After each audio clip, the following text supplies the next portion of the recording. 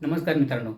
तर आपण एकमेकांशी बोलण्यासाठी किंवा संवाद साधण्यासाठी वेगवेगळ्या लँग्वेजेस वापरतो.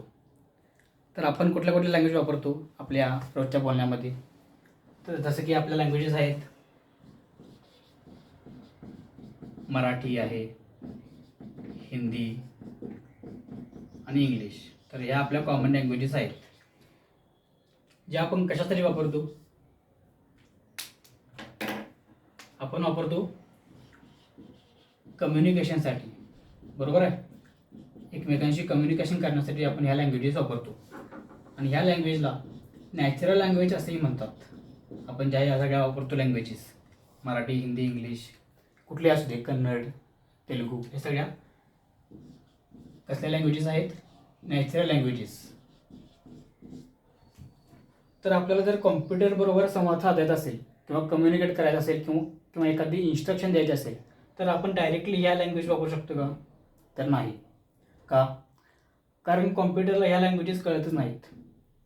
ह्या ज्या आपल्या मराठी, हिंदी, इंग्लिश आहेत, ह्या लँग्वेजेस आपल्याला कॉम्प्युटरला कळत नाहीत. तर कॉम्प्युटरला कुठली लँग्वेज कळते? कॉम्प्युटरला कळते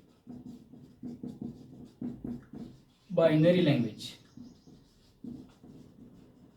तर बायनरी लँग्वेज म्हणजे काय? तर बायनरी लँग्वेज म्हणजेच 0 आणि 1ची लँग्वेज, ज्यामध्ये फक्त झिरो, ज्या लँग्वेजमध्ये फक्त 0 आणि 1 आहेत. आता आपल्या मराठी भाषेत आहेत बाराखडी किंवा मुळाक्षर आहेत, तसंच ह्या लँग्वेजमध्ये 0 आणि 1 फक्त आहेत. हीच लँग्वेज कॉम्प्युटरला कळत असते.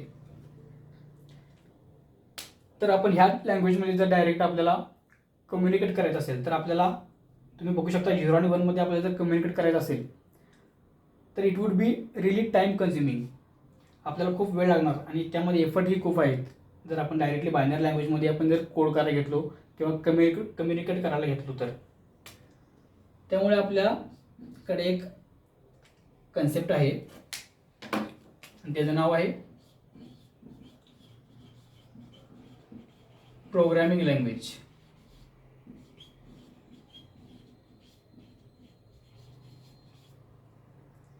जे की आपले एक्झाम्पल आहेत,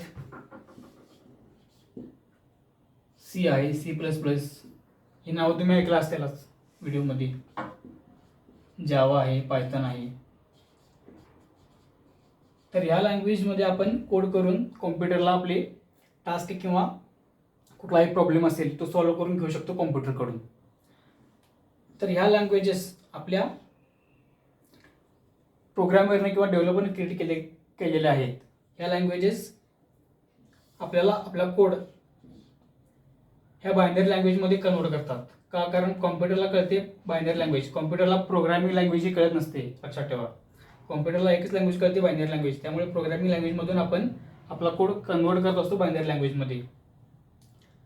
तर हाच कन्सेप्ट आहे प्रोग्रामिंग लँग्वेजचा. आपण वेगवेगळ्या लँग्वेजमध्ये आपण कोड करू शकतो. तर अजून एक प्रश्न आहे की वेगवेगळ्या लँग्वेजेस का? जसं आपल्या नॅचरल लँग्वेजेस आहेत वेगवेगळ्या, मराठी, हिंदी, इंग्लिश, रिजननुसार किंवा एरियानुसार वेगवेगळ्या भाषा वापरल्या जातात. प्रत्येक लँग्वेजचा एक वेगळा मोटिव्ह आहे, एक वेगळा यूज आहे.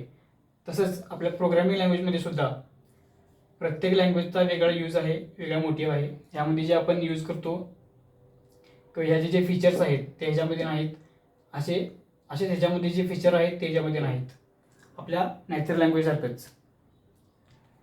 तर अजून एक आपला मुद्दा होता की पायथन ही लँग्वेज आहे का टूल आहे? तर पायथन ओरिजिनली ही लँग्वेजेस आहे, पण आपण टूल म्हणून सुद्धा त्याचा वापर करू शकतो.